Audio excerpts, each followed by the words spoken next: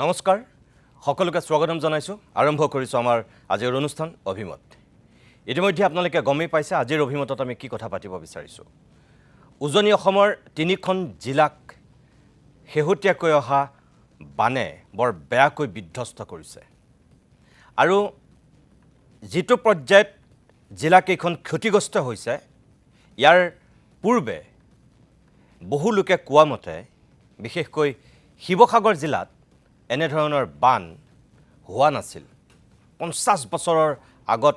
হোৱা শুনিছিল বুলি কৈছে কিন্তু দেখা নাছিল বুলি কৈছে বহু লোকে অৰ্থাৎ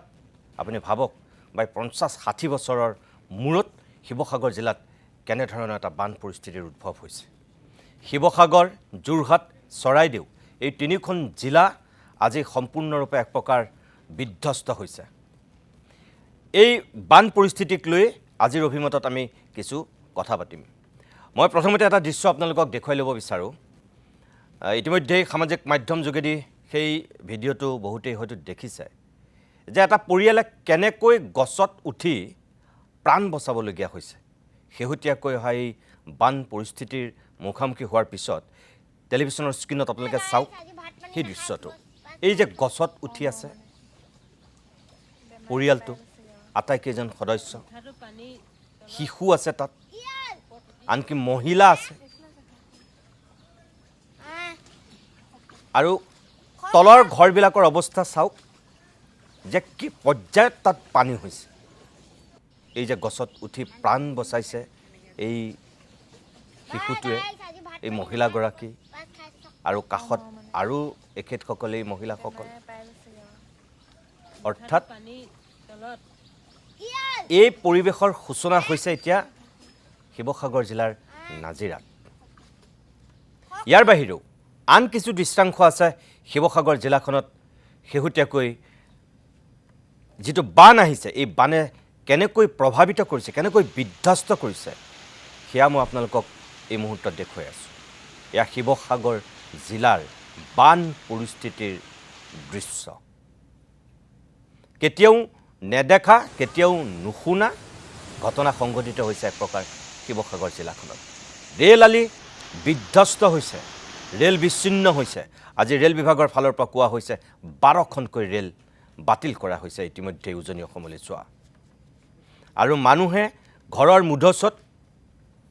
গছৰ ওপৰত উঠি এতিয়া প্ৰাণ বচাই আছে শিৱসাগৰ জিলাৰ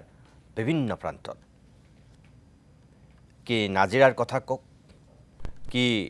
আন আন অঞ্চলৰ কথা কওক চৰাইদেউ বিভিন্ন প্ৰান্তৰ কথা কওক সকলোতে এতিয়া বান আৰু বান এই যে পৰিৱেশটোৰ উদ্ভৱ হ'ল ক'ৰ পৰা হ'ল কেনেকৈ হ'ল সেই সন্দৰ্ভত আমি পোনপটীয়াকৈ কিছু দৃশ্য আৰু দেখুৱাম আপোনালোকক আমাৰ সাংবাদিকে শিৱসাগৰ জিলাৰ শেহতীয়া বান পৰিস্থিতিৰ সন্দৰ্ভত ক'ব মুজাক্কিৰ থাকিব আমি মুজাক্কিৰৰ কাষলৈ যাম এইবাৰ মই আপোনালোকক যোৰহাট জিলাৰ অকণমান দৃশ্য এটা দেখুৱাই ল'ব বিচাৰোঁ যোৰহাট জিলাৰ পৰিৱেশ জানিবৰ কাৰণে দুগৰাকীকৈ সাংবাদিকৰ কাষলৈ যাম যোৰহাটৰ ব্যুৰ চিফ পৰমানন্দ বৰা আমাৰ লগত থাকিব টিয়কৰ পৰা ৰিজু শইকীয়া থাকিব আমি দুয়োগৰাকীৰ কাষলৈ যাম কিন্তু তাৰ পূৰ্বে মই যোৰহাটৰ আজিৰ বান পৰিস্থিতিৰ কিছু ছবি আপোনালোকক দেখুৱাব বিচাৰোঁ এই মুহূৰ্তত টেলিভিছনৰ স্ক্ৰীনত যিবিলাক দৃশ্য দেখুৱাইছোঁ এইবিলাক হৈছে যোৰহাট জিলাৰ বিভিন্ন প্ৰান্তত আজি মানুহৰ এই অৱস্থা ৰাস্তাৰ ওপৰেৰে পানী বাগৰিছে যাৰ কাৰণে এতিয়া হয়তো শিৱসাগৰ ডিব্ৰুগড়লৈ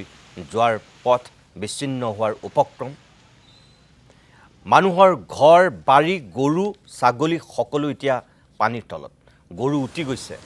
ছাগলী উটি গৈছে জীৱ জন্তু এতিয়া বিধ্বস্ত পৰিৱেশৰ মুখত মানুহে ক'ৰবাত বাছত আশ্ৰয় লৈছে ক'ৰবাত ৰাজআলিত আশ্ৰয় লৈছে ক'ৰবাত বজাৰত আশ্ৰয় লৈছে একাংশ ব্যক্তিৰ মুখেৰে ভুক্তভোগীৰ মুখেৰে আপোনালোকে শুনক তেওঁলোকৰ দুৰ্দশাৰ ছবিখন মই অকণমান তেওঁলোকৰ মুখেৰে আপোনালোকক শুনাই লওঁ তাৰপিছত আমাৰ ষ্টুডিঅ'ত থকা নাজিৰা সমষ্টিৰ প্ৰাক্তন বিধায়ক তথা প্ৰাক্তন বিৰোধী দলপতি দেৱব্ৰত শইকীয়া ডাঙৰীয়া আছে আমি তেখেতৰ কাষলৈ আহিম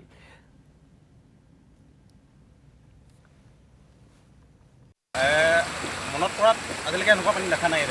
এইটো অঞ্চলত এনেকুৱা পানী এইবাৰে প্ৰথম দেখা পাইছোঁ। উজনি যি ডিব্ৰুগড় অসম মেডিকেলৰে এগৰাকী ৰোগী কঢ়িয়াই নিয়া এখন এম্বুলেঞ্চত এজন ৰোগী আমাৰ চকুৰ সন্মুখতে মৃত্যুমুখত পৰা দেখি আমি হতবাক হৈ পৰিছোঁ যে আজি এক বানপানীৰ কাৰণে আজি এক অপবিত্ৰ পৰিস্থিতিৰ কাৰণে এজন ৰোগী হয়তো মৃত্যুমুখত পৰিবলগীয়া হৈছে। এইটো এক দুৰ্ভাগ্যজনক খবৰ। সকলৰ লগত যোগাযোগ কৰিছোঁ, কিন্তু বৰ্তমানলৈকে কিবা নাৱৰ তেওঁলোকে ব্যৱস্থা কৰি দিব পৰা নাই। কিন্তু বাকী কৃষি পথাৰ যথেষ্ট অনিষ্ট হৈছে, যথেষ্ট মানুহৰ কঠীয়া তুলি থোৱা আছিল, সেইখিনি মানে পানীত উটি গৈছে, গোধন পানীত উটি গৈছে। সকলো পৰিয়ালে যাৱতীয় বস্তু ঘৰৰ ভিতৰৰ পৰা উলিয়াবলৈ সক্ষম নহ'ল। গতিকে বৰ্তমান পৰ্যায়ত এতিয়া পশুধন বন্ধাৰ আৰু পশুধন খাদ্যৰ যথেষ্ট অভাৱ। আজি ৰাতিলৈকেতো ইমান নাছিলে, এতিয়া হঠাৎ আজি ৰাতিৰ ভিতৰতে ইমানখিনি পানী আপোনাৰ এইফালে ঘৰ দুৱাৰ লৈ গৈছে। এতিয়া আপোনাৰ এইফালে যিখিনি মানুহ আছে পথাৰ চাইডত চব মানুহ এতিয়া আপোনাৰ কালি ৰাতি ইমান প্ৰশাসনক ফোন কৰা হ'ল যে এই ৰাস্তাটো ব্লক কৰি দিয়ক, তেওঁলোকে ব্লক কৰিব অহা নাই, প্ৰশাসনৰ মানুহলৈকে অহা নাই। ইলেকশ্যনৰ সময়ত আপোনালোকৰ মানুহ ইয়াত অভাৱ নাই, মানে মিটিঙৰ কাৰণে অভাৱ নাই, ইয়াত একো কথাতে মানে ইয়াত ইলেকশ্যনৰ মানুহ আহিয়ে থাকে নন ষ্টপ। এতিয়া নাই ইলেকশ্যনৰ মানুহ আহিছে, নাই ইয়াত প্ৰশাসনৰ মানুহ আহিছে, তেওঁলোকক খোৱা ব্যৱস্থা আদি কিবা এটা যদি যোগান ধৰিলেহেঁতেন, এতিয়া একো প্ৰশাসনৰ মানে একো ব্যৱস্থা কৰা নাই। আজিলৈকে হোৱা নাই। এইবাৰ এতিয়া গোটেই ঘৰ সোমাই গ'ল আপোনাৰ পানী, এবুকু পানী, ফ্ৰিজ ইনভাৰ্টাৰ গোটেইখিনি ধ্বংস হৈ গ'ল। কালিৰ পৰা আমি খোৱা বোৱা নাই, ৰাস্তাত সেই বাছত আমি আছোঁ এতিয়া। কোনো প্ৰশাসনৰ মানুহ বৰমূৰীয়া এজনো ইয়াত নাই। এতিয়ালৈকে পানী বটল এটা আমাক দিয়া নাই। এইখনে চৰকাৰ এই আপোনাৰ এইটো 4 কিলোমিটাৰ সম্পূৰ্ণ ডুবি গ'ল। আগতে এনেকুৱা দেখিছে? নাই নাই, এনেকুৱা নাই হোৱা। আপোনাৰ যিটো মেইন কথাটো হৈ গ'ল, 4 লেনে যিখিনি কাম কৰিলে, কামটো ড্ৰেইন নাই। আগত তেল ডিপু এটা কৰিলে, সেইটো বন্ধ কৰি দিলে, ড্ৰেইন বন্ধ কৰি দিলে। এতিয়া প্ৰশাসনৰ মানুহক 4 লেনৰ মানুহক ক'লোঁ, কালিয়ে ক'লোঁ, তেওঁলোকে কোনো কাণসাৰ নাই। চৰকাৰৰ ফালৰ পৰা একো সুবিধা নাই ইয়াত। তাৰপিছত আপোনাৰ পানী ক্ৰমান্বয়ে বাঢ়ি গৈয়ে আছে, পানী বাঢ়ি গৈয়ে আছে। কিমান লোক আবদ্ধ আছে আপোনাৰ 100-150 মানুহ এতিয়া আমাৰ এই চুকটোতে আছে। প্ৰায় 10 ঘৰ 12 ঘৰ মানুহৰ এই চুকটোতে আপোনাৰ 100 ওপৰত মানুহ বন্দী হৈ আছে। মই আৰু অনা নিয়া কৰি আছোঁ, যিখিনি অকণমান দুৰ্বল মানুহখিনি পাৰ কৰি দিছোঁ, বয়সস্থ যিখিনি। আমাৰ ইয়াত গামবুঢ়া নাই, কোনো এটা মানে আমাৰ চৰকাৰৰ ফালৰ পৰা কোনো এজন অহাই নাই। যি নেকি আমাৰ কি কয় ৰাজনীতিৰ মানুহ কিছুমান আমাৰ লগত জড়িত আছিলে, তেখেতসকলৰ কালিৰ পৰা আমাক খবৰ ল'বলৈ অহা নাই কোনো। নাই, গভৰ্ণমেণ্ট গামবুঢ়াও অহা নাই, ৱাৰ্ড মেম্বাৰলৈকে অহা নাই। তেখেতৰ কমচে কম খবৰ এটা ল'ব লাগে। আমাক একো নিদিলেও খবৰ এটাতো ল'ব লাগে যে জনসাধাৰণখিনি কি হৈছে, আমাৰ শ্ৰমিক এইবিলাক, আমাৰ ভাই বন্ধু, আমাৰ ককাই ভাই, আমাৰ প্ৰতিনিধি, তেখেতলোক কমচে কম। প্ৰিয় দৰ্শক, এই যে ব্যক্তিসকলৰ বক্তব্য দেখুৱালোঁ, এয়া যোৰহাট জিলাৰ বিভিন্ন প্ৰান্তৰ। যোৰহাটৰ যিবিলাক অঞ্চলত বান হৈছে, সেই বানত যিসকল লোক আক্ৰান্ত হৈছে, সেইসকল ব্যক্তিৰে এয়া বক্তব্য। মই পোনে পোনে যোৰহাটলৈ যাব বিচাৰিছোঁ। পৰমানন্দ বৰা আছে যিহেতু। পৰমা, যদি তুমি মোৰ কথা শুনিছা, দিনৰ ভাগত বিভিন্ন প্ৰান্তৰ বানাক্ৰান্তৰ কাষত তুমি থিয় দিছিলা আৰু বান পৰিস্থিতিৰ ভয়াৱহতা দেখুৱাইছিলা। আমি প্ৰাইম টাইমতো প্ৰতিবেদন দেখুৱাইছোঁ।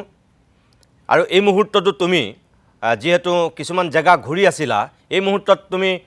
যিখিনি বান পৰিস্থিতিৰ শেহতীয়া খবৰ তোমাৰ হাতত যিখিনি আছে, অকণমান প্ৰতিদিন টাইমৰ দৰ্শকসকলক জনোৱাচোন। যোৰহাট জিলাৰ বৰ্তমানৰ বান পৰিস্থিতিটো কেনেকুৱা? নিশ্চয়কৈ নিৰ্দেশক, মই কথাখিনি জনোৱাৰ আগতে মই প্ৰথমতে প্ৰতিদিন টাইমৰ দৰ্শকসকলক এটা বিশেষ দৃশ্য মই দেখাই ল'ব বিচাৰিছোঁ।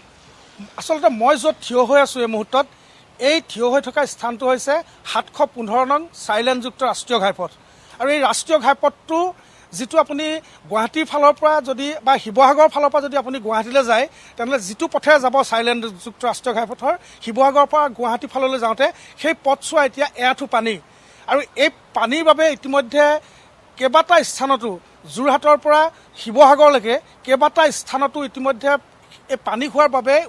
ওৱান ৱে কৰি থোৱা হৈছে, য'ত গাড়ীসমূহ এটা ফালে অহা যোৱা কৰিছে। আৰু এই আপুনি দৃশ্যটো নিশ্চয় প্ৰতিদিন টাইমৰ দৰ্শকসকলে দেখিছে যে কেনেধৰণে চাইলেণ্ডযুক্ত ৰাষ্ট্ৰীয় ঘাইপথৰ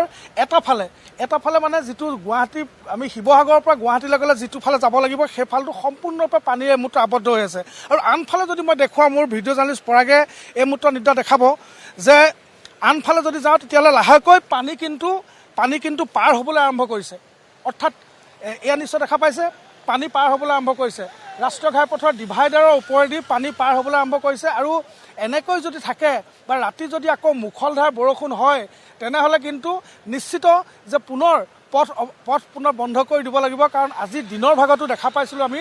কেনেকৈ বিভিন্ন স্থানত পথ বন্ধ কৰি দিছিল, কেনেধৰণে মেলেঙত পথ বন্ধ কৰি দিছিল। কাৰণ যিহেতু ৰাস্তাৰ ওপৰত পানী বাগৰি আছিল, সেইবাবে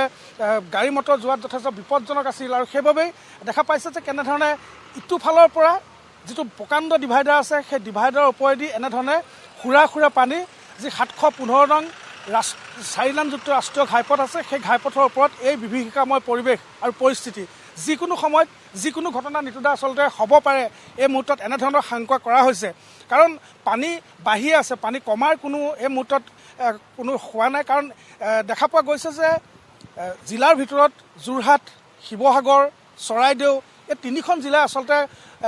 জিলাৰে আচলতে বহু ৰাইজৰ সপোন ইতিমধ্যে মষিমূৰ হৈ গৈছে। এক কথাত ক'ব গ'লে কৃষিজীৱী ৰাইজেও আজি আমাক দিনত জনাইছে যে কঠীয়া যিমান আমি পাৰিছিলোঁ, এতিয়াতো কঠীয়া ক'ত পাম আৰু, কঠীয়া পাৰিবলৈ আমি নাপাম, কাৰণ এইবছৰ আমাৰ খেতি মানে শেষেই হ'ল, এনেধৰণে আমাক মন্তব্য প্ৰদান কৰিছে। আপুনি যদি সোণাৰী টাউনখনলৈ নিতুদা এবাৰ চাই, যিখন টাউকাক নদী, সেই টাউকাক নদীখনৰ যি মুখলধাৰ পানী আহিছে পাহাৰৰ ফালৰ পৰা, সেই টাউকাক নদীয়ে সমগ্ৰ যি সোণাৰী চহৰখন, এই সোণাৰী চহৰখন সম্পূৰ্ণৰূপে পানীৰ তলত আছে। কি তাত বেংক হওক, কি চৰকাৰী কাৰ্যালয়, কি তাত ব্যৱসায়িক প্ৰতিষ্ঠান, সকলোখিনি পানীৰ তলত আছে। তাৰ পিছতে যদি আপুনি শিমলুগুৰিলৈ যায় বা নাজিৰালৈ যায়, নাজিৰাত অতি বিধ্বস্ত অৱস্থা। কাৰণ শিমলুগুৰিৰ ৰেল লাইনৰ ওপৰেদি পানী বাগৰিছে, আৰু ৰেল লাইন যিটো সম্পূৰ্ণৰূপে ভাঙি তছনছ হৈ গৈছে, যাৰ বাবে প্ৰায় 12খনকৈ ৰেল ইতিমধ্যে ৰেল বিভাগে তেওঁলোকে যাত্ৰা বাতিল কৰিবলগীয়া হৈছে। তাৰ সমানে সমানে আপুনি নাজিৰাৰ বিভিন্ন অঞ্চলত ঘৰৰ মুধচৰলৈকে পানী দেখা পোৱা গৈছে, য'ত এটা বিভীষিকাময় পৰিৱেশ, এটা বানাক্ৰান্তৰ মাজত এটা হাহাকাৰ পৰিৱেশ দেখা পোৱা গৈছে। তাৰ পাছত যদি আপুনি চাই শিৱসাগৰ বা জাজিলৈ যদি চাই, জাজিটো এটা অবৰ্ণনীয় পৰিৱেশ। আমগুৰি যিখন চহৰ আছে, আমগুৰি চহৰখনো সম্পূৰ্ণৰূপে পানীৰ তলত ডুবি গৈছে। ঠিক যোৰহাটলৈ যদি আপুনি চাই, যোৰহাটৰ যি ভোগদৈ যি নদী আছে, সেই ভোগদৈ নদীয়ে যথেষ্টখিনি সন্ত্ৰাসৰ এই মুহূৰ্তত সৃষ্টি কৰিছে। ভোগদৈ নদীৰ বাবে কালি 2টাকৈ স্থানত ইতিমধ্যে মথাউৰি ভাগিছে, যাৰ বাবে যি বৃহত্তৰ যি এলেংমৰা অঞ্চল, বৃহত্তৰ যি শোলমৰা অঞ্চল, য'ত সেই বৃহত্তৰ এলেংমৰা অঞ্চলত প্ৰায় 100খন গাঁও আছে, ঠিক শোলমৰা অঞ্চলত প্ৰায় 150খন গাঁও আছে। এনেধৰণৰ বৃহত্তৰ অঞ্চলত আমি দিনৰ ভাগত দেখুৱাইছিলোঁ কেনেধৰণৰ এটা অবৰ্ণনীয় পৰিৱেশ সৃষ্টি হৈছে। তাত যিসমূহ মানুহ ভিতৰত আছে, তেওঁলোকৰ বাবে কলগছৰ যিখন নাও, সেইখনে একমাত্ৰ ভৰসা হৈ পৰিছে। পৰমা, দিনৰ ভাগত যেতিয়া তুমি পোনপটীয়া সম্প্ৰচাৰ কৰি আছিলা, মই কেইবাগৰাকীও বানাক্ৰান্তৰ বক্তব্য দেখিছিলোঁ। তেওঁলোকে কিন্তু ক্ষোভ উজাৰিছিল যে তেওঁলোকৰ কাষত থিয় দিয়াগৈ নাই, 24 ঘণ্টা হৈ গ'ল, 36 ঘণ্টা হৈ গ'ল, বহুতে খোৱা পানী বটল এটাও নাই পোৱা বুলি কৈছে। এতিয়া কথা হ'ল যে চৰকাৰে কিন্তু নিৰ্দেশ দিছে, মুখ্যমন্ত্ৰীয়ে কিছু সময়ৰ পূৰ্বে দিল্লীৰ পৰা তেওঁ সাংসদসকলকো নিৰ্দেশ দিছে, বানাক্ৰান্ত অঞ্চলবিলাক ভ্ৰমণ কৰিবলৈ যাবলৈ দিছে, মন্ত্ৰী বিধায়কসকলক নিৰ্দেশ দিছে। বিভাগীয় মন্ত্ৰী গৈ পেলাই বিমল বৰা বা আন সুশান্ত বৰগোহাঁই, কেশৱ মহন্ত আজি শিৱসাগৰৰ বান পৰিস্থিতি বা উজনি অসমৰ বান পৰিস্থিতি পৰ্যবেক্ষণ কৰিবৰ কাৰণে তেওঁলোক তাত বাহৰ পাতিছেগৈ, বৈঠক কৰিছে, এইবিলাক আমি গম পাইছোঁ। কিন্তু এই বৈঠকৰ উপৰিও বৈঠক, নিৰ্দেশৰ উপৰিও নিৰ্দেশ যদি হাতে কামে কাৰ্যকৰী নহয়, বানাক্ৰান্তই যদি সেই ধৰণৰ সাহায্য নাপায়, তেনেহ'লে গালু বালু খোলাকটিৰ তাল হ'ব, সকলো ফটকাৰ ফেন হ'ব। এতিয়া চৰকাৰে কিছুমান কথা ক'লে বেয়া পায়। এই যে বানাক্ৰান্ত মানুহখিনিয়ে যে কৈছে সাহায্য পোৱা নাই বুলি, এটা পানীৰ বটলো যে পোৱা নাই বুলি কৈছে, সেই মানুহখিনিৰ দুৰ্দশা চৰকাৰে বুজি পাব লাগিব। এতিয়া দিনৰ ভাগতকৈ এই ৰাতিলৈ কিবা পৰিৱৰ্তন হৈছেনে, কিবা খবৰ তুমি পোৱা নেকি? কিমান এই যে তুমি শ গাঁৱৰ কথা ক'লা, 100-150 মানুহৰ কথা যে ক'লা, কিমানমান যোৰহাট জিলা প্ৰশাসনে এতিয়ালৈকে নিশ্চিত কৰিছে নেকি যে কিমান মানুহ আক্ৰান্ত হৈছে জিলাখনৰ? ক্ষয়ক্ষতিৰ পৰিমাণ, মানুহৰ আক্ৰান্তৰ সংখ্যা, হয় কোৱা। নিশ্চয়কৈ নিতুদা, আমি যেতিয়া পুৱাৰ ভাগত সেই স্থানবিলাকত যেতিয়া আমি উপস্থিত হৈছিলোঁ, তেতিয়া আমি দেখিছিলোঁ যে জনতাৰ মাজত ক্ষোভ আছে। কাৰণ আজিৰ দিনটোতে আগবেলালৈকে যদি আপুনি চায়, তেনেহ'লে যোৰহাট জিলাখনতে 4জন লোকৰ বানত মৃত্যু ঘটিছে। 2গৰাকী কিশোৰী তিতাবৰত মৃত্যু ঘটিছে, বানত উটি গৈছে। 3গৰাকী কিশোৰী উটি গৈছিল, 1গৰাকী কিশোৰী দ্ৰব্যকৰ্মে ৰক্ষা পৰিছে, 2গৰাকী কিশোৰী সলিল সমাধি ঘটিছে এই বানত তিতাবৰত। ঠিক তাৰপিছতে আপুনি যি ৰাজৈ অঞ্চল আছে, ৰাজৈ অঞ্চলত এজন যুৱকৰ মৃত্যু ঘটিছে বানত। ঠিক তেনেধৰণে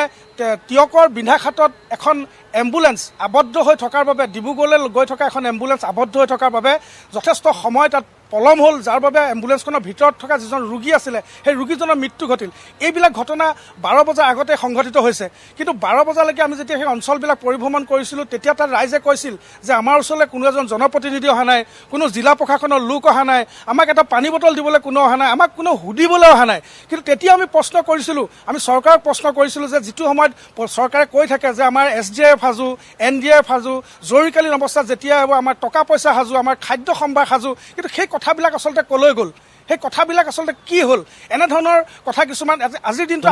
তোমাৰ আগত এজন ব্যক্তিয়ে কৈছিল যে মন্ত্ৰী বিধায়কটো দূৰৰে কথা, যে ৱাৰ্ড মেম্বাৰো অহা নাই বুলি কৈছিল। তুমি যেতিয়া দিনৰ ভাগত বাতৰি সংগ্ৰহ কৰি আছিলা বা দৃশ্যবোৰ দেখুৱাই আছিলা, এজন ব্যক্তিয়ে তোমাৰ আগত কৈছিল যে মন্ত্ৰী বিধায়ক বাদ দিয়ক,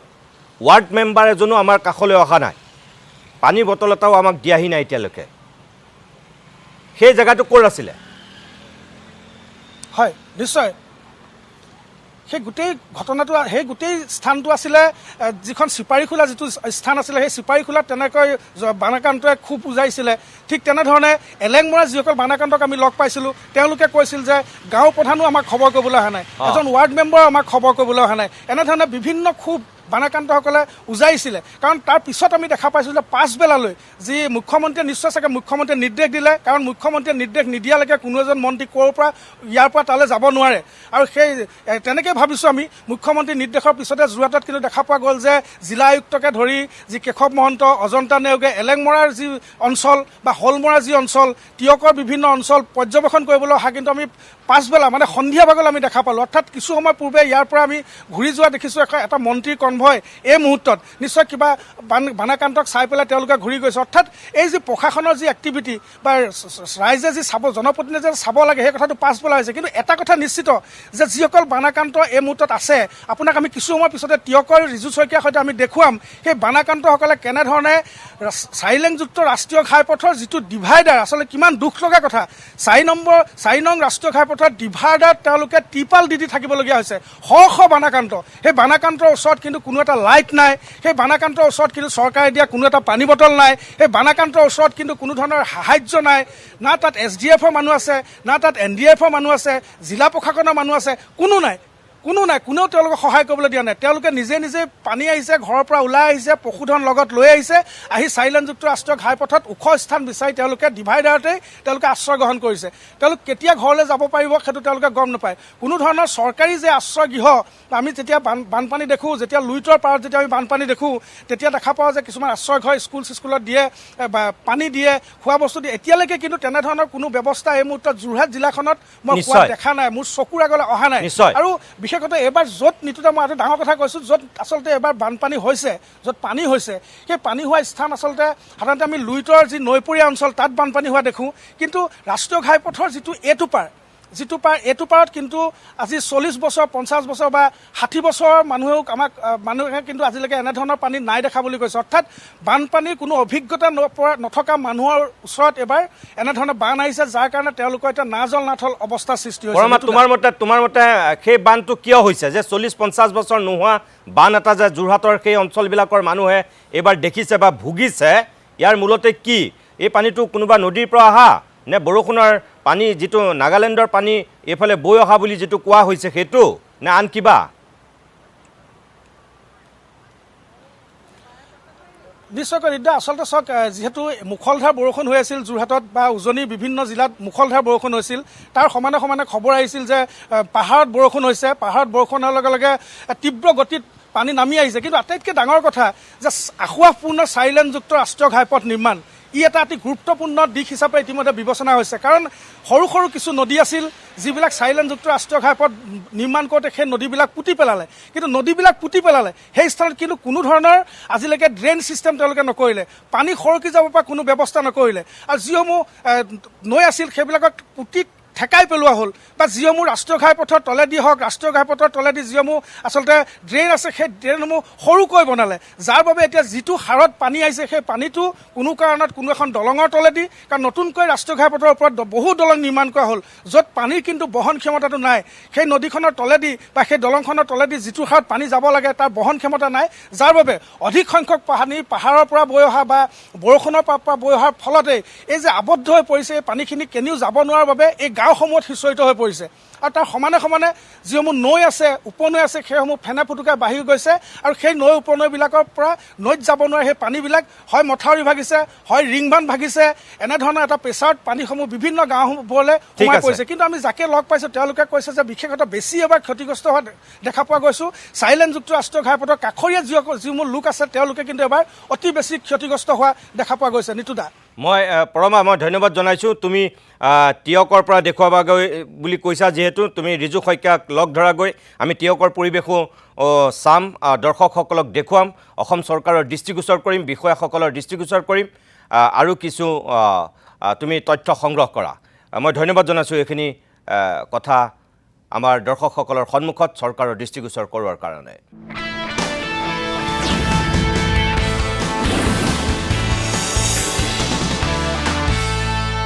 আমি উভতি আহিছোঁ অভিমতৰ পৰৱৰ্তী অংশলৈ ইতিমধ্যে আপোনালোকে গমেই পাইছে আজি অসমৰ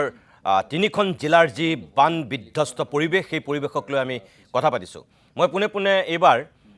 শিৱসাগৰৰ একাংশ মানুহৰ বক্তব্য আপোনালোকক দেখুৱাই ল'ব বিচাৰোঁ যোৰহাটৰ বানাক্ৰান্তৰ বক্তব্য যেনেকৈ দেখুৱালোঁ এইবাৰ আপোনালোকক মই শিৱসাগৰ জিলাৰ বানত আক্ৰান্ত হোৱা একাংশ লোকৰ বক্তব্য দেখুৱাব বিচাৰোঁ চাই লওকচোন কালি 10টা বজাৰ পৰা প্ৰশাসনৰ মানুহ কোনো দেখা দেখিয়ে নাই লৰালৈকে পানী বাগিলে মথাৰি ভগা দেখিয়ে মানুহঘৰত আছোহি আশ্ৰয় দিয়াৰ কাৰণে আমি এইকণ সময়লৈকে দি আহিছোঁ কোনো মানুহ এজন এই সময়লৈকে নাই অহা দুটা চাওকচোন কিমান বেয়া লগা এটা ঘৰ নহয় 4-5টা ঘৰ উটুৱাই নিলে এতিয়ালৈকে এজন প্ৰশাসনৰ মানুহ দেখা দেখি নাই আমাৰ এতিয়া আপুনি আগলৈ চাব পাৰে 5টা ঘৰ মানুহ ঘৰ উটুৱাই লৈ গুচি গ'ল খোৱাটো দূৰৰে কথা পানী এগিলাচ খাবলৈও আমাৰ এতিয়া সমৰ্থ নাই প্ৰশাসনৰ মানুহ এই পৰলৈকে অহা নাই আমাৰ লগত বেয়া লগা নাই নি ভোট বিচাৰি আহিব সময়ত আমাৰ ওচৰলৈ আহে এই 10-11 বজালৈকে এইবোৰ কেঁচুৱা ল'ৰা ছোৱালী ইয়াত লাহে পানী ৰখাই থৈ দিবলগীয়া হৈছে বেয়া লাগিছে নাই চাওকচোন এই মানুহঘৰ ভিতৰখনত এটা গৰু ছাগলী নাই চব উঠাই লৈ গুচি গ'ল প্ৰশাসনৰ মানুহ এজন আহিব লাগে নাই এই 10-11-12টা বজালৈকে নাই একো নাই কালি আমাৰ চৰকাৰে একো কোনো অহা নাই এইবাৰ ভোট বিচাৰিলে কাৰণে মছলা দিম মই চব বস্তু মানে একোৱেই নোৱাৰিলোঁ আছে আছে বহুত মানুহ আছে এতিয়া আমাৰ একোৱে মেচিন একদম চব উটি গ'ল নহয় আৰু মানে একো খোৱা বস্তু বুলিবলৈ একোৱেই নাই ঘৰখনো একোৱেই নাই আমি দেখা পোৱা নাছিলোঁ আমি মথাউৰিটো পানী হৈছে নাই ভগা আমি দেখাই নাই আমি আজিলৈকে সৰুৰ পৰা ইমান ডাঙৰ হ'লোঁ আজিলৈকে এনেকুৱা পানী আমি নাই দেখা আৰু এইবাৰ যিমান পানী হৈছে কমচে কম আগতে হয় সৰু সুৰা পানী কিন্তু তাতকৈ এতিয়া 10-12 ফুট বেছি পানী হৈছে আনকি ৰেল লাইনৰ ওপৰেদি বাগৰিছে ৰেল লাইন খহি গৈছে আনকালে ৰেল লাইনৰ বহুত তলতে পানী থাকে কালি ৰাতিপুৱাৰ পৰা জাঁজি নদী বাঢ়ি আছে আমাৰ কোঁৱৰ বাইলিঙৰ মানে চিকি বালি সেইখিনিত মানে 3টা পৰিছে চিগা এটা ডবল 2টা কম দিখৌ নদী এইবাৰ যিধৰণে পানী বাঢ়িছে আপোনালোকে দেখিছে আমি সৰুৰ পৰা আজিলৈকে আজি প্ৰথম দেখিছোঁ এইবাৰ বেছি ডাঙৰ সেয়া আছিল শিৱসাগৰ জিলাৰ বিভিন্ন প্ৰান্তৰ একাংশ বানাক্ৰান্তৰ বক্তব্য মুজাক্কিৰ আছে মুজাক্কিৰে দিনৰ ভাগতো বিভিন্ন প্ৰান্তৰ শিৱসাগৰ জিলাখনৰ বিভিন্ন অঞ্চলৰ বানাক্ৰান্তৰ মানুহৰ দুৰ্দশাৰ ছবি আমাক দেখুৱাই আছিল চৰকাৰৰ দৃষ্টিগোচৰ কৰিছিল এই মুহূৰ্তত মই মুজাক্কিৰৰ কাষলৈ যাব বিচাৰোঁ মুজাক্কিৰ আহমেদ মই তোমাৰ পৰা জানিব বিচাৰিছোঁ যে দিনৰ ভাগৰ যিবিলাক পৰিৱেশ পৰিস্থিতি অলপ উন্নত হৈছে নে অধিক অৱনতি ঘটিছে আৰু নতুন নতুন অঞ্চল আক্ৰান্ত হোৱাৰো খবৰ আহিছে তোমাৰ পৰা অকণমান আমি শিৱসাগৰ জিলাখনৰ সন্দৰ্ভত সবিশেষ তথ্য জানিব বিচাৰোঁ নিশ্চয়কৈ নিতুদা চাওক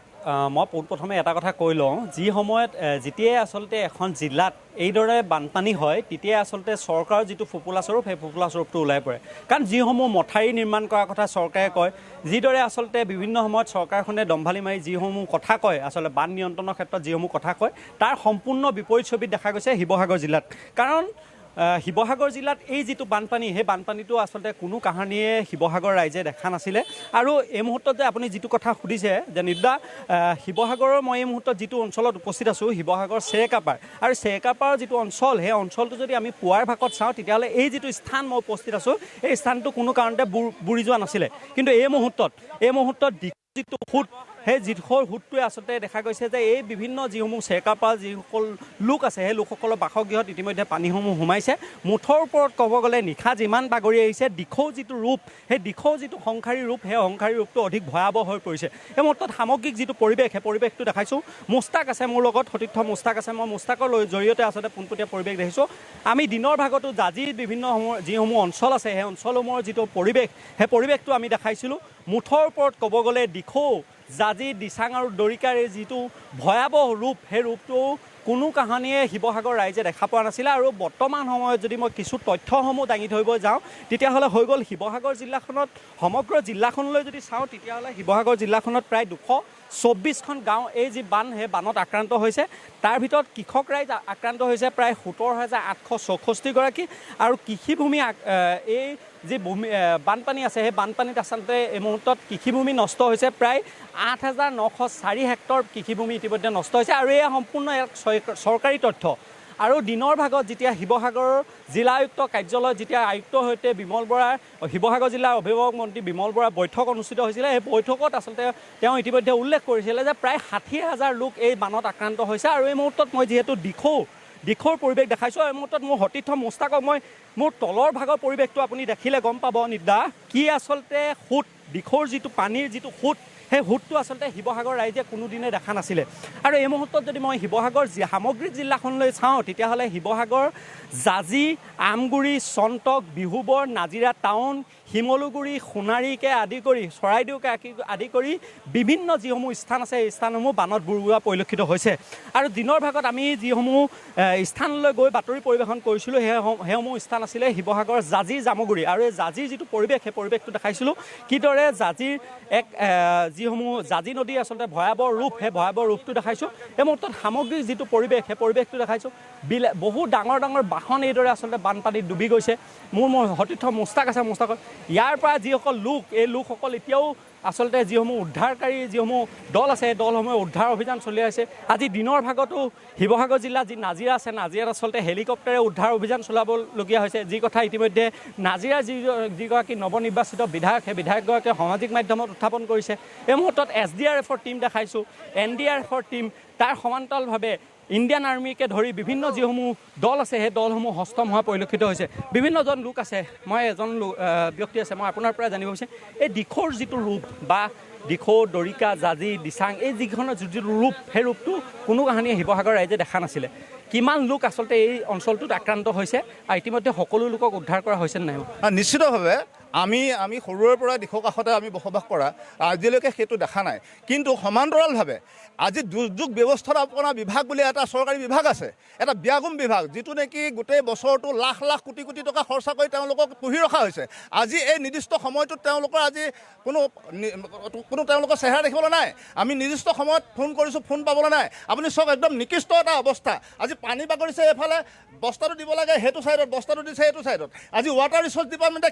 কেনেকুৱা এটা মেণ্টেলিটিত এই কামটো কৰিছে আমি তাকে চিন্তিত হৈছোঁ আজি এই চাওক আজি শিৱসাগৰৰ এই চেৰেকাপাৰ ৰাস্তাটো এই ছিগি অৱস্থা যদি এই চেৰেকাপাৰ ৰাস্তাটো ছিগি যায় তেতিয়াহ'লে আমাৰ এই ভয়াৱহ এই আমাৰ যিটো প্লাবিত অঞ্চল এই অঞ্চলৰ ৰাইজখিনি কি হ'ব আজি খেতি পথাৰ গৰু ম'হ মানুহ জীৱ জন্তু সকলো আজি বিপদাপন্ন আজি আমি ৰাতিপুৱাৰ পৰা তেওঁলোকৰ লগত যোগাযোগ কৰিব বিচাৰিছোঁ কোনো মানুহে আমাক সংগ দিয়া নাই কোনো ডিপাৰ্টমেণ্টৰ কোনো অফিচাৰে সংগ দিয়া নাই না ফৰেষ্ট আমাৰ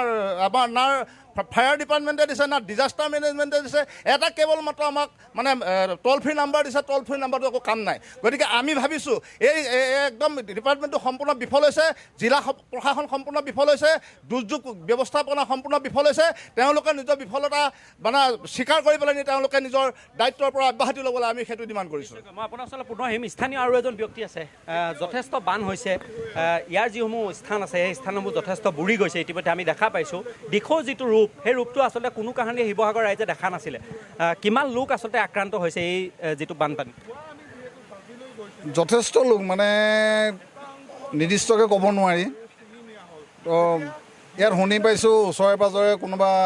কোনো ব্যক্তি আবদ্ধ হৈ আছে, এতিয়াও আবদ্ধ হৈ আছে। SDRF, NDRF তেখেতলোকসকলৰ হেল্পলাইনত কণ্টেক্ট কৰা হৈছে, কোনো হেল্পলাইনৰ হেৰি পোৱা নাই, আমি সঁহাৰি পোৱা নাই। আৰু যিহেতু ইমান এটা ভয়ংকৰ পৰিস্থিতি নাই, এটা পানী বটলৰ চেহেৰা নাই ইয়াত, এটা পানী বটলৰ চেহেৰা নাই। মন্ত্ৰীসকল আহিছিলে, কি কৰিব লাগিছিল? মন্ত্ৰীসকল আহিছিলে, নাম শুনিলোঁ বিমল বৰা আহিছিলে, নামহে শুনিলোঁ বিমল বৰা আহিছিলে, কিন্তু দেখি নাপালোঁ। হেলিকপ্টাৰৰ পৰা মানে তেখেতে হেৰি কৰিছে, পৰ্যবেক্ষণ কৰিছে। বিমল বৰা আহিলে, কেশৱ মহন্ত আহিলে, জলসম্পদ মন্ত্ৰী আহিলে সুশান্ত বৰগোহাঁই, কিন্তু এতিয়া ৰাইজে কৈছে যে কোনো ধৰণৰ সা সুবিধা পোৱা নাই, কোনো সাহায্য পোৱা নাই, শিবিৰ ইয়াত তৈয়াৰ কৰি ওলোৱা নাই। কি ক'বা এই মুহূৰ্তত? মন্ত্ৰীকেইজন ক'লৈ গৈছে ক'লৈ নগৈছে নাজানো, কিন্তু ৰাতিপুৱা সময়ত আহিছিলে এইডোখৰ জেগাৰ পৰাই বিমল বৰা ঘূৰি গৈছে। আৰু অলপ দেৰি পিছত দেখিছোঁ তেখেতে ফেচবুকত দুখনমান ফটো দিছে। ইয়াত যে গোটেই মানুহ, এই গোটেই ৰাস্তাটোৰ ওপৰেদি পানী গৈ আছে, গোটেই ছাইডৰ পানীবিলাক, ঘৰবিলাক আচলতে বুৰি আছে, গোটেই এলেকাটো আচলতে বানে আচলতে গোটেইটো বিধ্বস্ত কৰি পেলাইছে। তাৰপিছতো তেওঁলোকে ক'ত সোমাই আছে? আজি তেওঁলোকে হেলিকপ্টাৰ যোগাৰ কৰিছে ক'ৰবাত, কিন্তু এই জেগাটোত কোনে আচলতে কাম কৰিবলৈ আহিছে? আজি এই গোটেই জেগাটোতে দেখিব পাৰে আপোনালোকে, ৰাতিপুৱাৰ পৰা ইয়াত পানী বটল এটা নাই, গোটেই এলেকাটো পানীয়ে বুৰাই পেলালে, ঘৰৰ ওপৰৰ মানুহৰ টিঙলৈকে পানী পাইছেগৈ। তাৰপিছত এই মানুহসকল ক'ত থাকিব, কি খাব, কি বব, তেওঁলোকৰ একো ধৰণৰ কাণসাৰ নাই। আৰু ৰাতিপুৱাৰ পৰা এটা দুৰ্ভাগ্যজনক কথা যে ইয়াত এতিয়ালৈকে পানী বটল এটা দিয়া নাই। ৰাতি এই মানুহখিনি ক'ত থাকিব, ক'ত খাব, ক'ত শুব, তাৰো কোনো ধৰণৰ ব্যৱস্থা নাই। তেওঁলোকে ইমান সময় আচলতে তেওঁলোকে ইয়াতে থাকি গোটেই কামখিনি কৰি SDRF, NDRF, শিৱসাগৰ জিলা প্ৰশাসন থাকিব লাগিছে। মই ধন্যবাদ জনাম। পৰৱৰ্তী সময়ত আকৌ আমি মুজাক্কিৰৰ কাষলৈ যাম।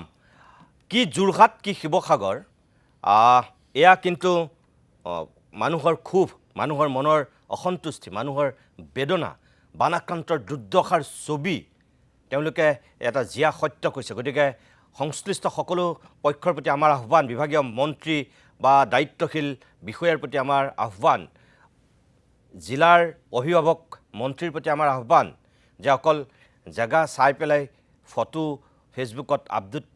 আপলোড কৰিলে নহ'ব। যদি সঁচাকৈ মানুহখিনিয়ে কোৱাটো সঁচা, যদি তাত পানী বটল এটাও পোৱা নাই, তেতিয়াহ'লে সেই ব্যৱস্থাটো কৰক। প্ৰথমে ফটো পিছত আপলোড হ'ব, প্ৰথমতে মানুহৰ সাহায্যৰ কথা চিন্তা কৰক, সাহায্য দিয়াৰ ফটো দিয়ক, তেতিয়াহে মানুহ আশ্বস্ত হ'ব। মই দেৱব্ৰত শইকীয়া ডেঙেৰা, মই আপোনাক আজি অকলে মাতি আনিছোঁ এই কাৰণেই যে আজি দিনৰ ভাগত যেতিয়া শিৱসাগৰ আমাৰ নাজিৰাৰ আনকি যিজন সাংবাদিক, তেওঁ গোটেই 40 মোনমান ধান চেচ হৈ গ'ল হঠাৎ অহা পানীৰ কাৰণে, ফিনিছ মোটামুটি, তেওঁ ঘৰ একেবাৰে বৰবাদ হৈ আছে। এতিয়া যেতিয়া শুনিলোঁ যে নাজিৰাত বোলে এনেকুৱা বানপানী কেতিয়াও হোৱাই নাই, আপুনি সিদিনাখনলৈকে যিহেতু নাজিৰাৰ বিধায়ক আৰু বিৰোধী দলপতি আছিল, সঁচাকৈ এনেকুৱা বানপানী কি শিৱসাগৰ বা নাজিৰাত প্ৰথমবাৰৰ কাৰণে হৈছে নেকি? হয়, মই 2011 চনৰ পৰা বিধায়ক হৈ আছোঁ। তাৰ আগতে মোৰ দেউতাও আছিলে নাজিৰাত, মাও আছিলে। মোৰ যোৱা সময়ছোৱাত এনেকুৱা বানৰ প্ৰভাৱ আমাৰ মহকুমাত দেখা নাই। আমি সুখী হৈ থাকোঁ সদায়, কওঁ যে মানে আমি ৰক্ষা পৰিছোঁ, যে মানুহখিনিয়ে কোৱাটো একদম সঁচা কথা যে ব্ৰহ্মপুত্ৰৰ লগত আমাৰ মানে ইমান প্ৰভাৱ নাই, কাৰণ ব্ৰহ্মপুত্ৰৰ উপনৈ অন্যবিলাকৰ যেনেকৈ বাঢ়ি থাকে অনবৰতে, আমাৰ শিৱসাগৰত বা নাজিৰাত এইটো দৃশ্য মানে অতি বিৰল। আৰু সেইকাৰণে সকলোৱে কোৱাটো সঁচা যে এইটো এটা অভাৱনীয়, আৰু এতিয়া মানুহে এইটো সহজে ল'বও পৰা নাই। কাৰণ কিয়, ক'ৰ পৰা আহিলে তেনেহ'লে এই বানটো? এতিয়া নাগালেণ্ডৰ পানী অহা বুলি কৈছে, ডাৱৰ বিস্ফোৰণৰ কথা কৈছে, অখিল গগৈয়ে কৈছে ডাৱৰ বিস্ফোৰণ হ'ব পাৰে, কিন্তু আমি অৰুণাচলৰ বান্ধৰ কথা কওঁ, কিন্তু নাগালেণ্ডত বান্ধ নিৰ্মাণৰ কথাটো আমি পাহৰি থাকোঁ। তাত এতিয়া বান্ধৰ গেট খুলি দিয়াৰ কাৰণেও এই পৰিৱেশৰ উদ্ভৱ হোৱা বুলি অখিল গগৈয়ে সন্দেহ কৰিছে। আপুনি কি বুলি ভাবে যে মেইন কাৰণ কি? মেইন কাৰণ কেইবাটাও আছে। প্ৰকৃততে ক'বলৈ গ'লে বিধানসভাত মই যেতিয়া বিৰোধী দলৰ সদস্য হৈ আছিলোঁ, দিশৰ এই পৰিস্থিতি হ'ব পাৰে বুলি 2018 চনতে মই গুৱাহাটী উচ্চ ন্যায়ালয়ত এটা ৰাজহুৱা স্বাৰ্থজনিত আপিল দিছিলোঁ। আচ্ছা আৰু এই আপিলৰ ভিত্তিত মোক অসম চৰকাৰক কণ্টেম্প্ট অফ কোৰ্টো হৈছিল গুৱাহাটী হাইকোৰ্টত কৈছিল এখন টাস্ক ফ'ৰ্চ বনাবলৈ আপুনি কি ভাবি পেলাই কৈছিল হ'ব পাৰে বুলি কিয় ভাবিছিল কাৰণটো হ'ল যে আমাৰ যিটো কোৱা হয় যে মানুহৰ লোভ বেছি হ'লে প্ৰকৃতি নষ্ট হ'ব তাত মানে অবৈধ শিল বালিৰ সিন্ডিকেট চলি থাকে আৰু সেইখিনি চৰকাৰী পৃষ্ঠপোষকতাত আৰু 2016 চনৰ পৰা যেতিয়া বিজেপি আহিলে তেতিয়াৰ পৰা বেছিকৈ আৰম্ভ হ'ল আনকি তাত এখন চাহ বাগিচা আছিলে চাহ বাগিচাৰ এটা ব্যৱস্থা আছে যে আপুনি নতুন পুলি ৰুব লগা হ'লে খুব বেছি আপুনি 2 মিটাৰমান খান্দিব লাগে যাতে নতুন পুলি ৰুব পাৰে কিন্তু নতুন পুলি ৰুম বুলি প্ৰশাসনক ভুৱা কৰি তাত মানে বৃহৎ মানে গৰ্ত মানে আমাৰ এই যেটো 5 মহলীয়া বিল্ডিঙৰ সমান গাঁত খান্দি দিছিল তাত যাতে এই পৃথিৱীৰ বুকুত থকা হিল বালিখিনি লৈ যাব পাৰি এনেকুৱা ধৰণৰ গোটেইবিলাক হৈ থকাৰ কাৰণে আনকি মই অসম চৰকাৰৰ ৱাটাৰ ৰিচোৰ্চ বিভাগৰ পৰা 2022 চনত ৰিপৰ্ট আনি বিধানসভাত কুৱেশ্যন কৰিছিলোঁ আৰু এই মোৰ ৰিপৰ্টত স্পষ্টভাৱে আছিল যে এনেকুৱা যদি চলি থাকে তাত মানে এখন সাগৰ সদৃশ হ'ব আৰু দিখৌ নদী আৰু সাগৰ সদৃশ হ'ব আৰু ভৱিষ্যতে তাত আমি বান কণ্ট্ৰল কৰিব নোৱাৰিম মানুহৰ দুৰ্যোগ হ'ব এই কথা 2022 চনত আছে তাৰ পৰৱৰ্তী সময়ত বিধানসভাত মই কুৱেশ্যন কৰিছোঁ কিন্তু চৰকাৰীভাৱে মোক এই বিষয়ে অসম চৰকাৰ জ্ঞাত নহয় বুলি কৈছে মই আপোনাক এইখিনি অন ডকুমেণ্ট দিব পাৰোঁ সেই গতিকে এটা চৰকাৰী পৃষ্ঠপোষকতাত অসমৰ যি লুণ্ঠন আৰু গ্লোবেল ৱাৰ্মিং আৰু আমাৰ যিবিলাক নদীবিলাকৰ গভীৰতা কমাই দিয়াৰ অবৈধ খনন এই গোটেইবিলাকৰ ফলতে এইটো অকল মোৰ দিশো নহয় ডিব্ৰু বুঢ়ীদিহিং মাইজান ভোগদৈ সকলোতে হৈ আছে আনকি নামনি অসমৰ বেকী হওক কুলচি হওক সকলোতে আৰু এই কথাবিলাক বিধানসভাত যোৱা সময়ত আহিছে আপোনালোকৰ সংবাদ মাধ্যমৰ ফালৰ পৰাও বিভিন্ন সময়ত ৰিপৰ্টিং হয় কিন্তু যিমান গুৰুত্ব দিব লাগে সেই গুৰুত্ব দিয়া নহয় আনকি যোৱা বছৰ মোৰ বিধানসভাত এটা বিষয় আলোচনা কৰা মনত আছে যে যিটো ক্লাইমেট চেঞ্জৰ ফলত আমাৰ অসমৰ 14খন নে 25খন জিলা মানে খুব চেঞ্জিটিভ আৰু চাহৰ টেম্পাৰেচাৰ লেভেলতকৈ আপ হৈ যাব পাৰে 40% তাৰ ফলত আমি কি ব্যৱস্থা ল'ম সেই বিষয়ত আমাক কেন্দ্ৰ চৰকাৰে 5 বছৰ আগত প্লেন দিবলৈ কৈছিল অসম চৰকাৰে 5 বছৰত সমাপ্ত হ'ব লগা প্লেনখন অন্তিম বৰ্ষটোত ইমপ্লিমেণ্টেশ্যনৰ দিল্লীত দাখিল কৰিছিল এনেকুৱা ধৰণৰ আমাৰ গাফিলতি আৰু প্ৰশাসনিক অৱহেলা ক'ব বিচাৰিছে যে মানুহে সৃষ্টি কৰা সম্পূৰ্ণ মানৱ সৃষ্ট তাৰ ফল ভুগিছে প্ৰকৃতিৰ ওপৰত কৰা অত্যাচাৰ এটা ফল ভুগিছে নিশ্চয় আচ্ছা মই ধন্যবাদ জনাইছোঁ আকৌ মই আহিম আপোনাৰ কাষলৈ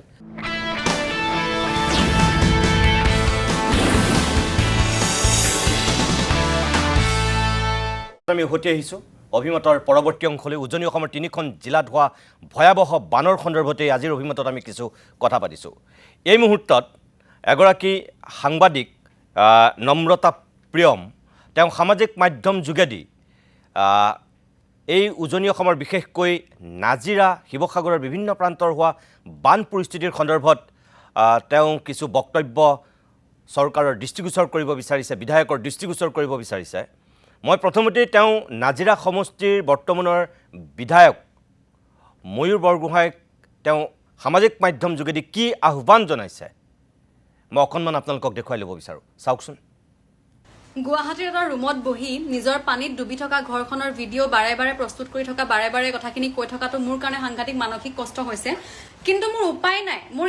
এইটো একমাত্ৰ সোৰ্স যিটো জৰিয়তে মই বাৰ্তাখিনি দিব পাৰিছোঁ কাৰণ বেলেগকেতো মই ফোনত কাৰো লগত একো কণ্টেক্ট কৰিব পৰাই নাই কেইবাটাও কথা ক'ব লগা আছে প্ৰথম কথা হৈছে আমাৰ একেবাৰে ব্যৰ্থ দুৰ্যোগ প্ৰশমন বিভাগ যিয়ে এই গধূলি 4-5 বজাৰ পৰা কালিৰ পৰা ফচি থকা মানুহখিনিক এতিয়ালৈকে উদ্ধাৰ কৰি শেষ কৰিব পৰা নাই উদ্ধাৰ কাৰ্য একেবাৰে লেহেমীয়া হৈছে আৰু খুব কম হৈছে মই নাই হোৱা বুলি ক'ব বিচৰা নাই কিন্তু কম হৈছে যিমানখিনি মানুহ আক্ৰান্ত হৈছে তাৰ তুলনাত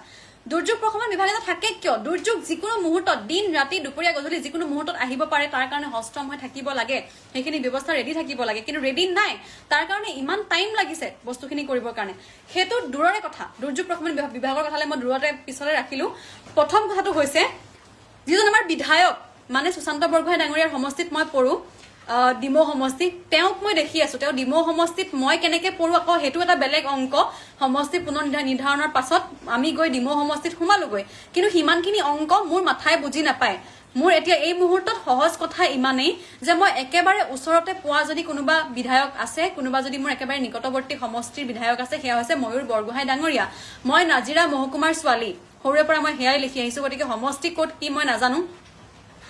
জনসাধাৰণ বিপদত আছে মোৰ ঘৰখন মোৰ পৰিয়ালটো মোৰ গাঁওখনৰ মানুহখিনি মোৰ ওচৰ পাজৰ চুবুৰীয়া বৰ্মা বৰ্তা গোটেইখিনি বিপদত আছে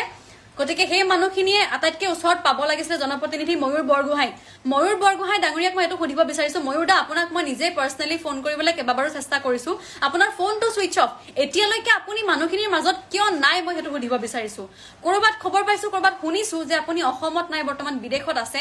হ'ব পাৰে আপোনাৰ আগতীয়া প্লেনিং আছিলে আপুনিও গম নাপায় হঠাৎ এনেকুৱা কিবা এটা হ'ব বুলি কিন্তু সেইখিনি এতিয়া বুজিব পৰাকৈ আমাৰ মন মগজু স্থিৰ নহয় আমাৰ কথা হৈছে যদি জনসাধাৰণ বিপদত থাকে সেই মুহূৰ্তত জনপ্ৰতিনিধিক আমাক লাগে জনপ্ৰতিনিধিয়ে ব্যৱস্থা কৰিব লাগে আপুনি কৰিব পৰা নাই আপুনি মানুহ পঠাওক আপুনি ব্যৱস্থা কৰক আপোনাক এইটো দৃষ্টিগোচৰ মই কৰিব বিচাৰিছোঁ যে আপোনাৰ এই যিটো নাজিৰা মহকুমাৰ অঞ্চলটো মানুহখিনিয়ে পাবলগীয়া সুবিধাখিনি পোৱা নাই মোৰ মাহঁতে কালি গধূলি 4-5 বজাৰ পৰা ফচি আছে এতিয়ালৈকে মাহঁতক কোনো খাদ্যৰ ব্যৱস্থা কৰি দিয়া হোৱা নাই মাহঁতক উদ্ধাৰ কৰি আনিব পৰা হোৱা নাই দেউতাই কিবাকে অকণমান নিজে হাতুৰি মেলি আহি নাও এখনত উঠি অকণমান ব্যৱস্থা কৰি ওলাই আহিছে কিন্তু বাকী মাহঁত বৰমাহঁত মোৰ ভণ্টি বাকী ওচৰৰ আপাহঁত যিমান যি আছিলে সব ফচি আছে মুঠৰ ওপৰত দুৰ্যোগ প্ৰশমন বিভাগ সাংঘাতিক ব্যৰ্থ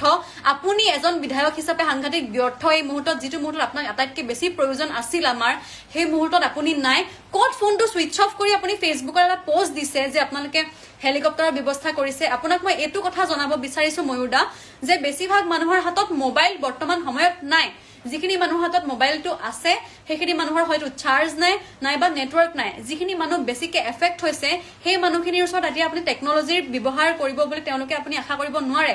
মানে আমাৰ অসমখন এনেকুৱা দুৰ্যোগৰ লগত যুঁজিবৰ কাৰণে অকণমানো মানে প্ৰস্তুত নহয় নাজিৰা শিমলুগুৰি শিৱসাগৰ এই মানুহখিনিয়ে জীৱনত প্ৰথমবাৰ দেখিছে এনেকুৱা পানী তেওঁলোকে নাজানে কি কৰিব লাগে ক'ত কেনেকৈ বাচিব লাগে তেওঁলোকক উদ্ধাৰ কৰক ময়ূৰ দা আপোনাক মই আকৌ এবাৰ অনুৰোধ কৰিছোঁ আমাৰ বিধায়ক হ'ব পাৰে মই ডিমৌ সমষ্টি মই আকৌ কৈছোঁ কেনেবাকে সেইবোৰ অংক মিলি মই ডিমৌ সমষ্টিত পঢ়োঁ কিন্তু মই থাকোঁ নাজিৰাৰ শিমলুগুৰিত গতিকে মোৰ একেবাৰে ওচৰৰ বিধায়কজন আপুনি জনপ্ৰতিনিধি হিচাপে আপোনাক মই এই মুহূৰ্তত পোৱা নাই গতিকে মই আপোনাক সুধিব বিচাৰিছোঁ আপুনি কি কৰিব কেনেকৈ উদ্ধাৰ কৰিব কেৱল ফেচবুকৰ পোষ্ট দি হেলিকপ্টাৰ এখন ওপৰত উৰাই থাকিলেই চব হৈ নাযায় লাখ লাখ মানুহক এখন দুখন হেলিকপ্টাৰে উদ্ধাৰ কৰিব নোৱাৰে কিবা ব্যৱস্থা কৰক কি কৰিব আমিও নাজানো কাৰণ আমি এই মুহূৰ্তত একো ভাবিব পৰা অৱস্থাতে নাই আমাৰ ঘৰ দুৱাৰ চব শেষ মোৰ মাহঁতক ওচৰৰ বৰমাহঁতক এই পৰিয়ালটো গোটেই গাঁওবাসীক উদ্ধাৰ কৰক যিখন গাঁও টেকনিকেলি চাউণ্ড নহয় তেওঁলোকে ফেচবুকত আহি নিজে কথাখিনি ক'ব নোৱাৰে হাতত এয়া আছিল এগৰাকী সাংবাদিকৰ বক্তব্য তেওঁ নাজিৰাৰ ছোৱালী গুৱাহাটীত থাকে নিজৰ বিধায়কৰ প্ৰতি খুব অসন্তুষ্টিৰে তেওঁ এনেকৈ সামাজিক মাধ্যম ব্যৱহাৰ কৰি দৃষ্টিগোচৰ কৰিব বিচাৰিছে কেৱল বিধায়কেই নহয় তেওঁ মুখ্যমন্ত্ৰী হিমন্ত বিশ্ব শৰ্মাৰো দৃষ্টিগোচৰ কৰিব বিচাৰিছে অখিল গগৈ সুশান্ত বৰগোহাঁই ময়ূৰ বৰগোহাঁই এই তিনিওজন বিধায়কৰ প্ৰতিও তেওঁ আহ্বান জনাইছে এটা বৃদ্ধাশ্ৰমৰ দুৰ্গতি কি পৰ্যায়ত তেওঁ ঘৰৰ কাষতেই থকা এটা বৃদ্ধাশ্ৰম য'ত ককা আইতাসকল আছিল তেওঁলোকৰ তথৈবচ অৱস্থা দেখি হয়তো এইগৰাকী যুৱতী সাংবাদিকৰ মন আৰু মগজু বেয়া হৈছে মুখ্যমন্ত্ৰীক তেওঁ কি আহ্বান জনাইছে জনপ্ৰতিনিধিসকলৰ প্ৰতি কি আহ্বান জনাইছে সেয়াও চাই লওক কথাটো হৈছে গ'ল কিন্তু মানুহখিনি তেনেকৈ আবদ্ধ হৈয়ে থাকিলে আৰু ৰেস্কিউ টিমৰ যি ব্যৱস্থা কৰিছিলে চিধা চিধি কথা এইটোৱে যে ৰেস্কিউ টিমৰ ব্যৱস্থাটো একেবাৰে দুৰ্বল হৈছে মানে একোৱে হোৱা নাই মুখ্যমন্ত্ৰী মহোদয়ক আপোনাক মই পোনপটীয়াকৈ অনুৰোধ কৰিছোঁ যে আপুনি যিহেতু কৈছে এয়াৰফ'ৰ্চ ব্যৱহাৰ কৰিবৰ কাৰণে স্থলসেনা বায়ুসেনা সকলো ব্যৱহাৰ কৰিবৰ কাৰণে SDRF NDRF কিন্তু আপুনি কেৱল নিৰ্দেশনা দি পেলাই ৰৈ থমকি নাথাকিব আপুনি চাওক যে বস্তুখিনি হৈছেনে নাই কাৰণ ইমান গাঁও আছে ইমানখিনি সৰু সৰু ঠাই আছে যিখিনি ঠাইলৈ গৈ এতিয়ালৈকে কোনো ধৰণৰ উদ্ধাৰকাৰী দল পোৱা নাই কালি আবেলিৰ পৰা মানুহবিলাক আবদ্ধ হৈ আছে মানে মোৰ ঠাইখিনি শিমলুগুৰি বচাগাঁও টিপমীয়া গাঁও ৰামুগাঁও এই এৰিয়াখিনিত মই প্ৰথমে মোৰ ঘৰৰ অৱস্থাটো মই নকওঁৱেই মোৰ ঘৰখন নাই মোৰ মা দেউতা কেনেকৈ আছে ক'ত আছে সেইখিনি বাৰু মই পিছৰ কথা কিন্তু মোৰ ঠাইখিনিত এখন বৃদ্ধাশ্ৰম আছিলে প্ৰথম মই সেইটো আপোনালোকক মই দৃষ্টিগোচৰ কৰোঁ যে এখন বৃদ্ধাশ্ৰম আছিলে য'ত 13গৰাকী বৃদ্ধা আছিলে ককা আইতাহঁত থাকে এটা বাঁহৰ ঘৰত তাতো মানে মাটিৰ লেভেলতকৈ তেওঁলোকৰ লেভেলটো অকণমান তলত মানে পথাৰৰ অকণমান নামি থাকে যে তেনেকুৱা এৰিয়াত তেওঁলোকৰ ঘৰখন আছিলে যিখন ঘৰ মানে এইটো দুৰ্যোগত যে বাচি থকাৰ কোনো ধৰণৰ তেওঁলোকৰ উপায় নাই তেওঁলোকে গোটেই ৰাতি নিশা তিতি আছে আৰু যেতিয়া ৰেস্কিউ অপাৰেশ্যনৰ কাৰণে টিম এটা গৈছে মানে এখন নাও গৈছিলে যিখন নাও দেউতাহঁতে নিজৰ কাৰণে নিবিচাৰি সেই ককা আইতাহঁতক মানে বচাবৰ কাৰণে ইমান চিঞৰিছে তেওঁলোকক উদ্ধাৰ কৰিবৰ কাৰণে কিন্তু ৰেস্কিউ টিমৰ ৰেছপন্স একেবাৰে বেয়া মানে কথা এইটোৱে যে ৰেস্কিউ টিমৰ ৰেছপন্স বহুত বেছি বেয়া এইটো সময়ত মানুহক মানে এটিটিউড দেখায় বা ৰেস্কিউ কোনো ইগনোৰ কৰি এনেকুৱা ধৰণৰ কি কৰি আছে মই বুজি পোৱা নাই আচলতে আপোনালোকে যে কৈছে বায়ু সেনা ব্যৱহাৰ কৰক স্থলসেনা ব্যৱহাৰ কৰক এইখিনিৰ সময় একেবাৰে আহি পালেহি মানে কেৱল নিৰ্দেশনা দি সামৰি থৈ দিলেই নহ'ব এইখিনি কাম কাৰ্যকৰী কৰক দৰকাৰ হৈছে হেলিকপ্টাৰ দি কাম কৰক স্থলসেনাই কেনেকৈ কাম কৰে মুঠতে 1খন 5খন 4খন এনেকুৱা বোট দি পেলাই কোনো কাকো বচাব নোৱাৰে কাৰণ লাখ লাখ মানুহ আবদ্ধ হৈ আছে মই আপোনাক কৈছোঁ শিশু কণ কণ কেঁচুৱা লৈ পেলাই মাতৃ টিঙৰ ওপৰত উঠি আছে গছৰ ওপৰত উঠি আছে বৃদ্ধ তেওঁলোকে এডিঙি পানীত ঘৰৰ ভিতৰতে সোমাই থাকিলে এনেকুৱা ধৰণৰ অৱস্থা মানে কিমান কি বেয়া খবৰ আহিব পাৰে আমি এতিয়ালৈকে ভাবিব পৰা নাই কিমান মানুহ সন্ধানহীন হ'ল সেইটো এতিয়ালৈকে আমি হিচাপ কৰিবলৈ আৰম্ভই কৰিব পৰা নাই মোৰ নিজৰ ঘৰখন শেষ আমাৰ সা সম্পত্তি যিমান যি আছিলে সকলোবোৰ শেষ কিন্তু কথাটো হ'ল কেৱল কেইটামান নিৰ্দিষ্ট স্থানত আপোনালোকে উদ্ধাৰ অভিযান চলাই থাকিলে নহ'ব বহুত সৰু সৰু গাঁও আছে বহুত মানুহ এফেক্ট হৈছে লাখ লাখ মানুহ এফেক্ট হৈছে মানে এতিয়া কথাটো হৈছে ময়ূৰ বৰগোহাঁই ডাঙৰীয়া হওক সুশান্ত বৰগোহাঁই ডাঙৰীয়া হওক অখিল গগৈ ডাঙৰীয়া হওক নিজৰ গোটেই জিলাখন আপোনালোকে এতিয়া সমষ্টি ডিভাইড কৰি নাচাব আৰু গোটেই জিলাখনৰ ইমান এটা গোটেই অসমখনৰ এনেকুৱা এটা ভয়ংকৰ দুৰ্যোগ আমি কেতিয়াও কল্পনা কৰা নাছিলোঁ আৰু কেতিয়াও শিৱসাগৰ কেতিয়াও চৰাইদেউ কেতিয়াও নাজিৰা কেতিয়াও এনেকুৱা ভয়ংকৰ অৱস্থাৰ কাৰণে প্ৰস্তুত নাছিলে ৰাতিপুৱালৈকে আমি কেনেকৈ ভাবিছিলোঁ যে নিশাৰ ভিতৰতে আমাৰ গোটেই জীৱনবোৰ সলনি হৈ যাব এতিয়া এনেকুৱা হৈছে মা দেউতাহঁতৰ খাবলৈ অকণমান খাদ্য নাই অকণমান পানী নাই একো তেওঁলোকে ব্যৱস্থাই কৰিব পৰা নাই মানে কোনো ধৰণৰ সুযোগেই নাই যদি চৰকাৰ প্ৰশাসনে এইটো ক্ষেত্ৰত আমাক সহায় নকৰে তেনেহ'লে জীয়াই থকা মানুহখিনিও কিমান দেৰিলৈকে জীয়াই থাকিব সেইটো আপুনি একো ভাবিব নোৱাৰে গতিকে সৰু সৰু বহুত গাঁও আছে যিবোৰ ঘৰ সেয়া আছিল এই নম্ৰতা প্ৰিয়ম নামৰ যুৱতী সাংবাদিকগৰাকীৰ বক্তব্যৰ কিয়দাংশ মুখ্যমন্ত্ৰীৰ দৃষ্টিগোচৰ কৰিছে তেওঁ বিধায়কৰ দৃষ্টিগোচৰ কৰিছে জনপ্ৰতিনিধিৰ দৃষ্টিগোচৰ কৰিছে মই দেৱব্ৰত শইকীয়া ডাঙৰীয়া আপোনাৰ আগৰ সমষ্টিৰে তেওঁ এগৰাকী যুৱতী সাংবাদিক গুৱাহাটীত থাকে তেওঁ গোটেই কথাখিনি কৈছেই এই যে দুৰ্যোগ প্ৰশমন বিভাগটোৰ কথা তেওঁ বাৰে বাৰে কৈছে বিধায়কক কৈছে মুখ্যমন্ত্ৰীক কৈছে যে কোনো কাম হোৱা নাই বুলি কৈছে কিন্তু মুখ্যমন্ত্ৰীও নিৰ্দেশ দিছে হেলিকপ্টাৰ ব্যৱহাৰ কৰাৰ কথাও কৈছে তেওঁ কৈ আছে যে তেওঁ যিটো অঞ্চলৰ সেই বৃদ্ধাশ্ৰমখনৰ কথা কৈছে বা মানুহখিনিৰ যিটো দুৰ্দশাৰ কথা কৈছে যে গছৰ ওপৰত উঠি আছে ঘৰৰ ওপৰত উঠি আছে এনেকুৱা পোৱাগৈ নাই তাৰমানে কি দুৰ্যোগ প্ৰশমন বিভাগটোৱে কাম কৰে নকৰে বুলি কোৱা নাই কিন্তু ক'ৰবাত সঁচাকৈ অলপ মানে যিধৰণে কৰিব লাগে বা যিধৰণে সেই সহায়টো পাব লাগে দুৰ্গত মানুহে যিটো সময়ত পাব লাগে সেইটো সময়ত নাপায় নেকি না নাই পোৱা নেকি আপোনাৰ যিটো কৈছে তেওঁৰ মোৰ একমত বহুত মোৰে বাস্তৱ অভিজ্ঞতা হৈছে যোৱাকালি মোক বহুত মানুহে ফোন কৰি আছে এই সমস্যাবিলাক লৈ যে আমাক এতিয়াও উদ্ধাৰকাৰী অহা নাই আমি যোগাযোগ কৰিব বিচাৰিছোঁ ফোনটো নাদাঙে যিজনে তেওঁলোকে ডাইষ্টাৰ মেনেজমেণ্টৰ SDF-ৰ টীমৰ কাৰোবাৰ ফোন নম্বৰ পাইছে সেই ফোন নম্বৰ যাৰ হাতত আছে তেওঁ বেয়া ব্যৱহাৰ কৰে কেতিয়াবা তেওঁ ফোনেই নধৰে ইত্যাদি বিভিন্ন অভিযোগ মই যোৱাকালিৰ পৰা পাই আছোঁ আৰু একেবাৰে বাস্তৱ কথা কৈছে তেওঁ কোনো অতিৰঞ্জিত কথা নাই দ্বিতীয় কথাটো হ'ল সকলোৱে জানো যে আমি যুদ্ধৰ সময়ত শান্তিৰ কথা পতা হয় শান্তিৰ সময়ত যুদ্ধৰ কথা পতা মানুহে পৰিকল্পনা কৰে ঠিক তেনেকৈ ষ্টেট ডাইষ্টাৰ মেনেজমেণ্টেও পৰিকল্পনা কৰে এই 2026 চনত বানৰ সমস্যাটো কেনেকৈ অসমত তেওঁলোকে ৰাজ্যিক দুৰ্যোগ ব্যৱস্থাপনা বিভাগে মুখামুখি হ'ব তাৰ পৰ্যালোচনা 3 দিনীয়াকৈ কৰিছিল মাৰ্চ মাহৰ 9, 10, 11 তাৰিখে এদিন আছিলে যেনেকৈ বিভিন্ন বিভাগৰ লগত তেওঁলোকে কেনেকৈ যোগাযোগ সমন্বয় কৰি এটা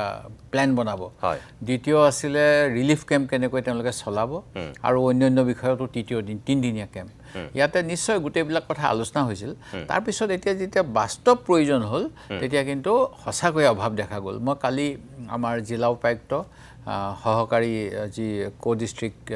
কমিশ্যনাৰ আয়ুক্ত তেখেতসকলৰ লগতো কথা পাতিছিলোঁ তেখেতসকলে ক'লে আমাৰ দুখনমান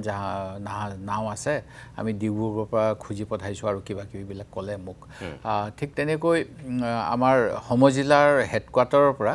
4 কিলোমিটাৰ দূৰত্বত এজন ফ্ৰীডম ফাইটাৰৰ পৰিয়ালৰ বিষয়ে মই কালিয়ে মেছেজ দিলোঁ আজি দুপৰীয়ালৈকে তেওঁলোকক উদ্ধাৰ কৰিব পৰা হোৱা নাছিল তেনেকৈ অন্য এজন 96 বছৰ বয়সীয়া বৃদ্ধ মানুহৰ বিষয়ে গম পাই মই ৰেস্কিউ টীমৰ কাৰণে ৰিকুৱেষ্ট কৰিলোঁ তেওঁলোককো আজি ৰাতিপুৱাহে নিব পাৰিছে আৰু 6 কিলোমিটাৰ দূৰত অন্য এটা ফ্ৰীডম ফাইটাৰৰ পৰিয়ালৰ মোৰ মেছেজ আহিছিলে তেওঁলোকেও ক'লে যে আজি আৰু নহ'ল আৰু আমাৰ এনেকৈ ঠিক তেনেকৈ কিয় মানে খেলি মেলিটো হয় মই নাজানো কিন্তু চৰকাৰে আমাক এইবাৰ কৈছিলে যে আমি আগতীয়াকৈ প্ৰিপেয়াৰ হ'লোঁ আগতীয়াকৈ সকলো সা সঁজুলি সামগ্ৰী বিভিন্ন স্থানত মজুত কৰি ৰাখিছোঁ কিন্তু মোক এতিয়াও কৈ আছে মেছেজ আহি আছে যে খোৱা পানীৰ সমস্যাটো ভীষণ হৈছে আমি কিবা কৰি যদি অকণমান খাবলৈও পাওঁ আৰু কেম্পৰ কথা তেনেকৈ ওলোৱাই নাই কেম্প লাগিছিলে কাৰণ গোটেই ঘৰবিলাকত বোকা পানী সোমাই কেইদিনমানলৈ মানুহবিলাক তাত থাকিব নোৱাৰিব আৰু ইমান জল্দি হৈ গ'ল ফ্লাড আধা ঘণ্টাৰ ভিতৰত কিজানি কোনো একো নোৱাৰিলে সেই গতিকে তেওঁলোকৰ কাপোৰ কানি যি প্ৰয়োজন সেইবিলাকো মানে উপঙি গ'ল আৰু একদম পচি গ'ল কিজানি উঠি গ'ল গৰু ছাগলীৰ কথা ক'বই নালাগে খুব এটা ভয়ংকৰ পৰিস্থিতি হৈছে কিন্তু আমি প্ৰতি বছৰে হয় আমি জানো তাৰপিছতো কি কাৰণে এইখিনি হ'ল এইটো জবাবদিহি লাগে কিন্তু ঠিক আছে ভাল বাৰু আকৌ আহিম আপোনাৰ কাষলৈ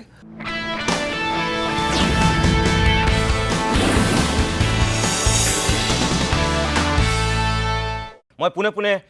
টিয়কলৈ যাব বিচাৰিছোঁ টিয়কৰ বান পৰিস্থিতিৰ কথা জানিবৰ কাৰণে আমাৰ লগত পোনপটীয়াকৈ আছে যেহেতু টিয়কৰ সাংবাদিক ৰিজু শইকীয়া ৰিজু মই তোমাৰ পৰা জানিব বিচাৰিছোঁ দিনৰ ভাগত তুমি দেখুৱাইছিলা টিয়কৰ বিভিন্ন প্ৰান্তৰ